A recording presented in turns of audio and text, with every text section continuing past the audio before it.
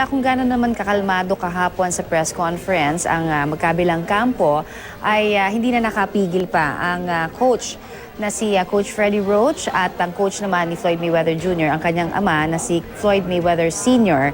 na magpatutsudahan sa pagharap muli nila sa media kanina. Kaya naman alamin po natin ang ilan sa mga detalye niyan. May ulat on the spot mula pa rin dito sa Las Vegas, Nevada si Mark Zambrano. Mark? Connie, kumpara nga doon sa naging press con ni Manny Pacquiao at Floyd Mayweather Jr. ay naging mas makulay ang balitaktakan ni Coach Freddie Roach at ni Floyd Mayweather Sr. kaninang umaga dito sa MGM Grand. Sinabi ni Coach Freddie Roach na naniniwala daw siya na takot pa rin si Floyd Mayweather Jr. kahit 2 araw na lang ang binibilang bago ang kanilang laban ni Manny Pacquiao, at sinabi pa nga niya na baka daw may posibilidad na hindi daw ito magpakita sa MGM Grand Garden Arena. Binuweltahan naman ni Floyd Mayweather Sr. ang sinabi ni Freddie Roach, at sinabi niya na yung 5 taon daw na binilang, na mahigit na binilang para matuloy itong laban na ito ay si Manny Pacquiao daw ang natatakot sa kanila, at hindi daw niya alam kung bakit sinasabi ito ni Freddie Roach na wala naman daw alam tungkol sa boxing.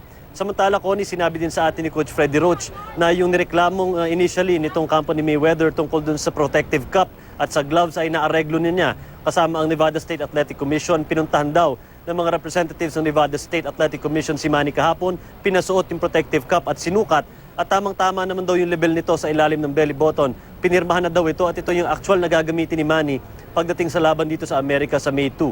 So ayon din kay Coach Freddie Roach ay wala na daw dapat ireklamo pa itong kampo ni Mayweather, at nagtataka nga daw siya kung bakit lahat na lang daw halos ng aspeto ng laban na to ay nireklamo ni Floyd Mayweather Jr. Patunay daw ito na talagang kinakabahan at natatakot si Pretty Boy na makalaban itong si Manny Pacquiao. Samantala, narito ang ating panayam kay Coach Freddie Roach at Floyd Mayweather Sr. This is a common fight. Manny is just an opponent. Nothing more, nothing less.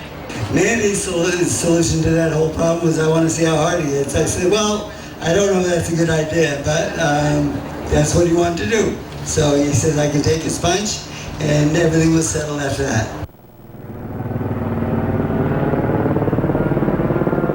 Connie, bukas naman ay inaantabayanan nga natin, nadudumugi na naman itong MGM Grand Garden Arena para sa weigh-in, yung official weigh-in itong laban ni Manny Pacquiao at Floyd Mayweather Jr. Kahit nagpabayad itong MGM ng $10 kada tao, ay punong-puno pa rin. Ine-expect nila na mapupuno ang MGM Grand Garden Arena para masaksihan ang weigh-in nila Pacquiao at Mayweather. Balik muna sa'yo, Connie. Tanong. Yes, partner. May tanong lamang ako, no? Gusto ko lang malaman kasi $10 ang nakalagay doon sa ticket, pero may mga nababalitaan tayo na ibinibenta ang weigh-in tickets ng $150.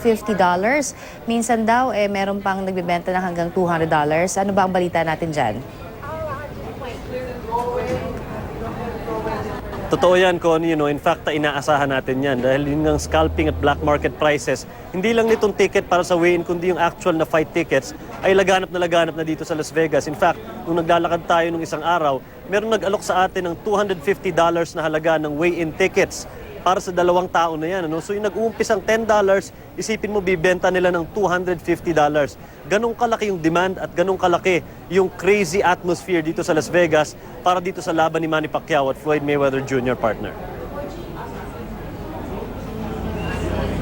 Oo nga sayang naman din dahil pinagkakakitaan yung dapat na proceeds nito, 'di ba, doon sa isang foundation, Mark.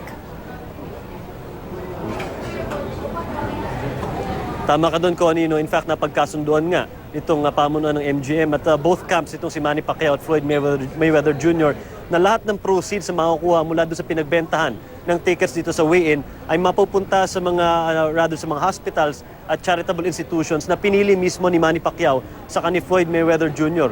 Pero yung kita na yan na mapupunta nga doon sa bulsa ng mga scalper ay hindi mapapakinabangan ng mga batang may sakit. Yung iba dito ay may cancer pa, Connie. So yun yung malungkot na side dito sa nangyayaring clamor para sa labang ito, Connie. Alright, maraming salamat, Mark Zambrano.